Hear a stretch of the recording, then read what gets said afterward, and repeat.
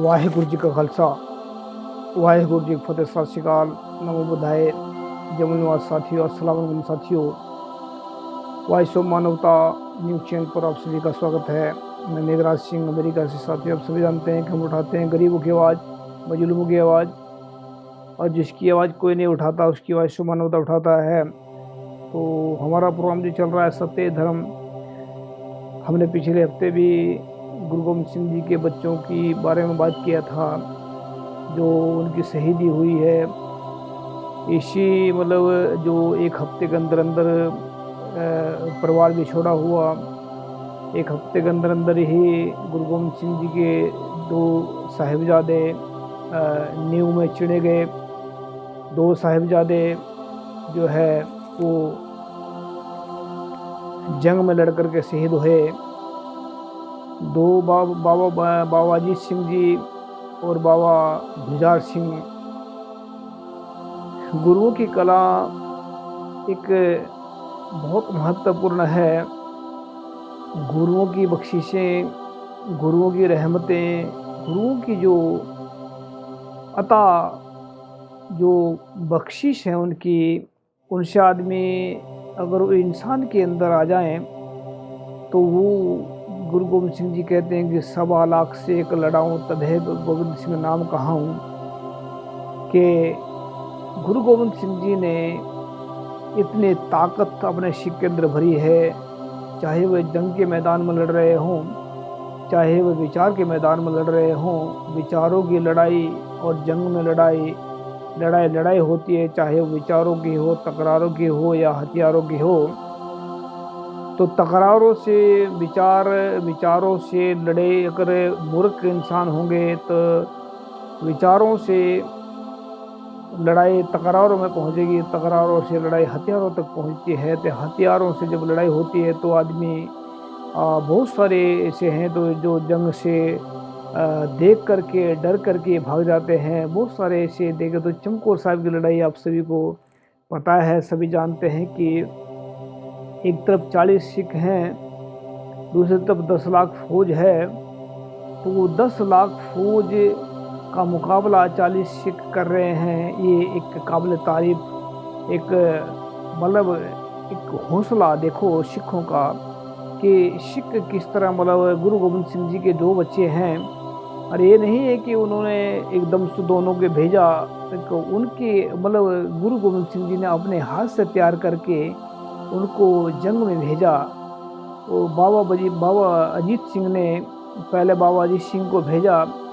बाबा अजीत सिंह के साथ में 5 सिंह गए। उन्होंने भी कम से कम भी बहुत सारे दुश्मनों को मार करके जो है शहीदी जाम दिया। उसके बाद में बाबा जुझार सिंह की जो हिम्मत है वो भी ऐसे जूझे दुश्मन के साथ में। 5 सिंह और गए उनके साथ में, तो वो भी जूझते हुए लड़ते हुए उन्होंने भी शहीदी प्राप्त की, लेकिन हार नहीं मानी। एक तरफ 10 लाख फौज है, दूसरी तरफ सिर्फ 40 सिख गुरु गोविंद सिंह जी हैं। तो कैसा नज़ारा होगा उस वक्त का, ये देखें कि किस वक्त ये चल रहा होगा वहाँ पर। कैसा मंजर होगा वहाँ पर, क्या चारों तरफ खून की नदियाँ बह रही होंगी कि तो किस तरह वह शायद वातावरण होगा वहाँ का। एक तरफ 10 लाख फौज है, दूसरी तरफ 40 सिख हैं।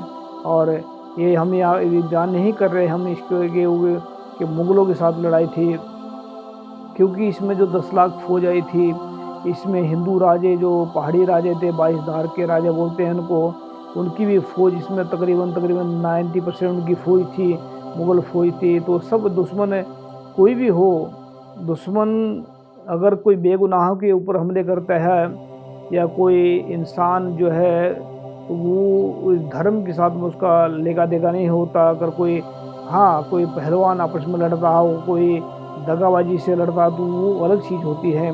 लेकिन क्या है कि जो बहादुरी का किस्सा है, ये गुरु गोविंद सिंह जी के दोनों बच्चों ने, बाबा अजीत सिंह जी ने, बाबा जुझार सिंह जी ने, दोनों ने जूझ करके शहीदी पाई है, लेकिन पीछे नहीं हटे। ऐसा क्या हुआ, ऐसा क्या था उनके अंदर जो 40 लाख सॉरी 10 लाख फौज देखकर भी वह पीछे नहीं हटे। ऐसा क्या था उनके अंदर? ये सच्चाई की ताकत थी, गुरु के प्यार की ताकत थी, अल्लाह ताला के प्यार की ताकत थी, रब के प्यार की, चाहे उसको अल्लाह कहो, रब कहो, भगवान कहो, वाहिगुरु कहो, उसके प्यार की ताकत थी। तो वो जूझे और जूझ करके शहीदी प्राप्त की। तो ऐसा उनके साथ में ऐसा तो रहा। तो उसके बाद में इसी बीच में फिर 5-7 दिन के अंदर अंदर ही ये हुआ कांड सारा कुछ। तो वो 2 बच्चे जो छोटे हैं, बाबा जुझार सिंह, जुझार सिंह तो दूसरे थे, नंबर पर थे, लेकिन तीसरे नंबर पर जो थे बाबा जोरावर सिंह। बाबा जोरावर सिंह और सबसे छोटे का नाम बाबा फतेह सिंह। हम बाबा फतेह उनको बाबा क्यों कह रहे हैं? वो तो छोटे छोटे बच्चे थे। बाबा इस करके कह रहे हैं क्योंकि बाबा एक सत्कार योग शब्द है।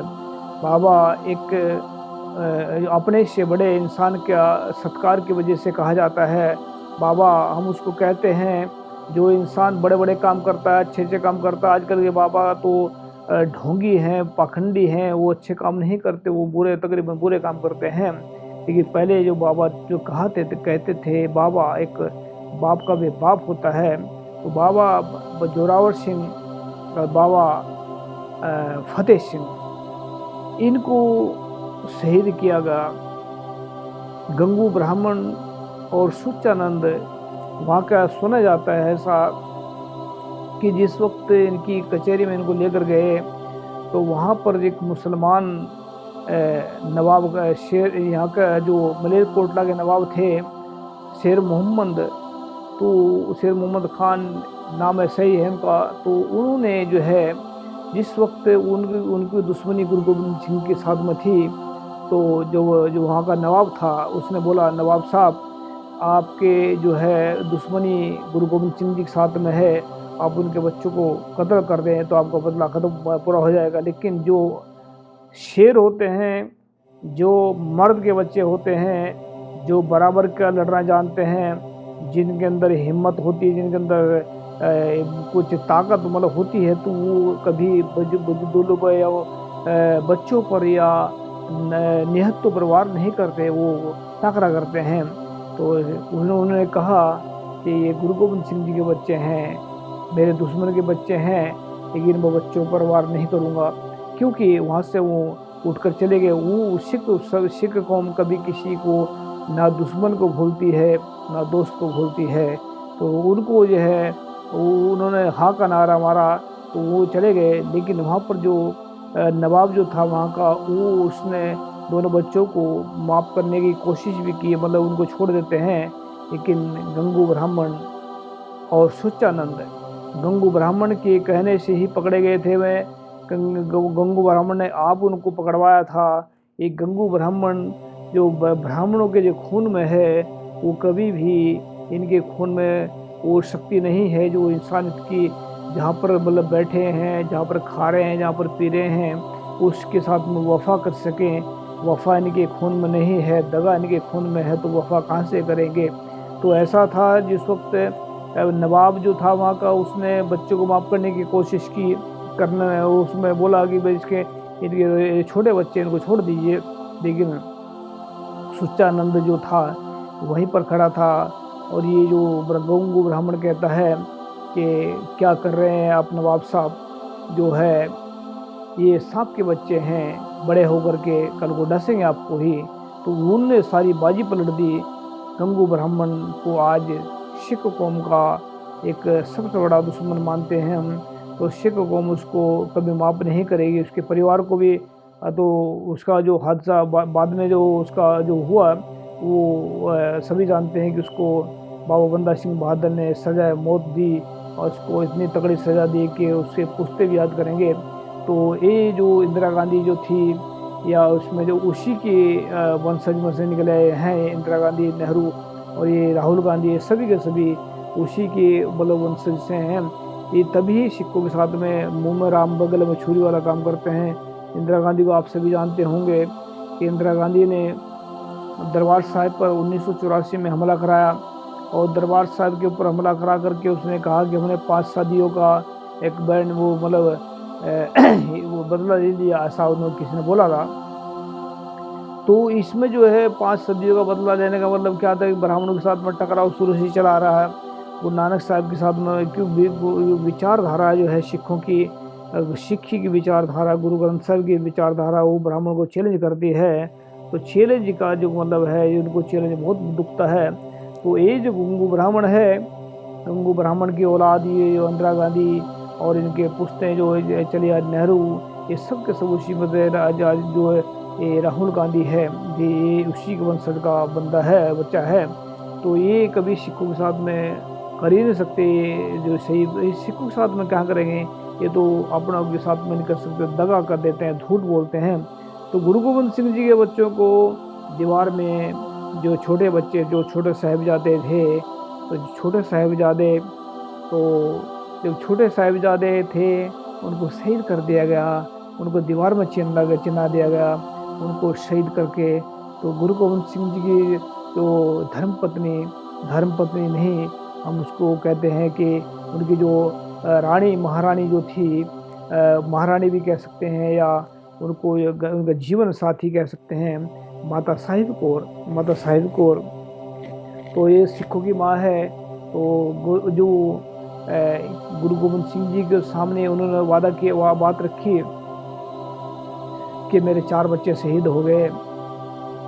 तो गुरु गोविंद सिंह जी कहते हैं, 4 मुए तो क्या मुए, जीवत कई हजार, कि मेरे 4 बच्चे शहीद हुए हैं, लेकिन मेरे कई हजार बच्चे जिंदे हैं, कई हजार। और ये गुरु गोविंद सिंह जी के विचार थे।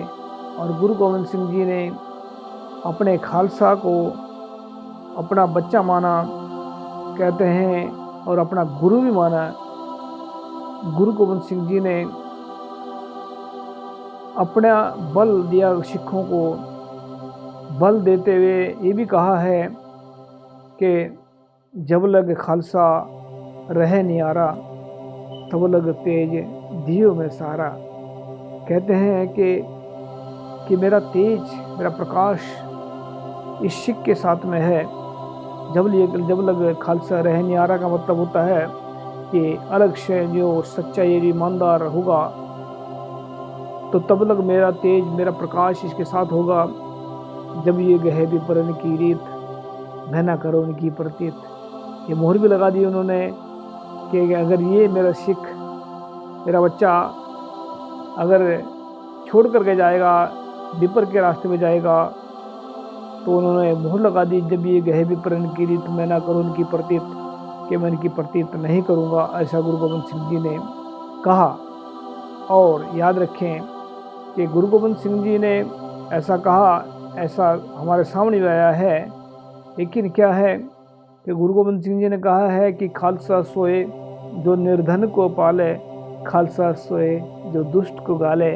खालसा वो है जो निर्धनों की रक्षा करता है, जो मजलूमों की रक्षा करता है। और खालसा सोए जो निर्धन को पाले, खालसा सोए जो दुष्ट को गाले। दुष्ट का मतलब होता है दुश्मन, दुश्मन का मतलब होता है जो मानवता का दुश्मन है। सिखों का कोई भी दुश्मन नहीं है दुनिया के अंदर, लेकिन मानवता का दुश्मन ही सिखों का दुश्मन है। तो गुरु गोविंद सिंह जी के बच्चों को हमने याद किया। उनकी शहीदी से हमें प्रेरणा ये मिलती है कि मिट जाएंगे लेकिन सच को मिटने नहीं देंगे, सच को मिटने नहीं देंगे, जुल्म को ख़त्म कर देंगे, लेकिन जो है जुल्म को बदलने नहीं देंगे। जुल्म को टक्कर देंगे, लेकिन जुल्म के आगे नहीं झुकेंगे। तो ये गुरु गोविंद सिंह जी के बच्चों का जो शहादत हुआ था, जो शहादत हुई है, वो एक दुनिया के अंदर मिसाल है। इससे पहले कोई भी ऐसे बच्चों की शहीदी नहीं हुई है, और ना ही अभी तक 500 साल में हुई है, और आने वाले वक्त में होगी नहीं होगी तो पता नहीं है। लेकिन ये है कि एक इतिहास ऐसा बना दिया कि एक बाप के सामने पिता गया, गुरु गोविंद सिंह जी के सामने पिता गया, उसके सामने उसके बच्चे शहीद हो गए, पिता शहीद हो गए। तो सब फिर भी कहते हैं कि हे अकाल पुरख तेरा शुक्र है कि किसी कवि ने लिखा है कि मैं हे वाहिगुरु अकाल पुरख मैंने तेरा किस्तों में कर्जा उतारा है, ऐसा गुरु गोविंद सिंह कहते हैं। तो उनकी शहादत से, उनकी शिक्षा से हमें ये शिक्षा मिलती है कि मिट जाएंगे अगर सच मिट गया हमारे अंदर से तो हम जीते जी मुर्दे के समान हैं। अगर सच हमारे अंदर है तो तभी हम जिंदा इंसान है। याद रखें, वाइसो खालसा वाइसो मानवता उठाते रहेगा सबकी आवाज़। वाइसो मानवता का मतलब है सच्चाई और ईमानदारी का रास्ता। याद रखिए शेर को, अगर सच नहीं हमारे अंदर तो हम जिंदा ही मुर्दे के समान हैं। अगर सच है हमारे अंदर तभी ही हम जिंदा इंसान हैं। मिलते हैं नेक्स्ट एपिसोड में। वाहिगुरू जी का खालसा, वाहिगुरू, अस्सलाम वालेकुम, जय जोत, थैंक यू, सत श्री अकाल।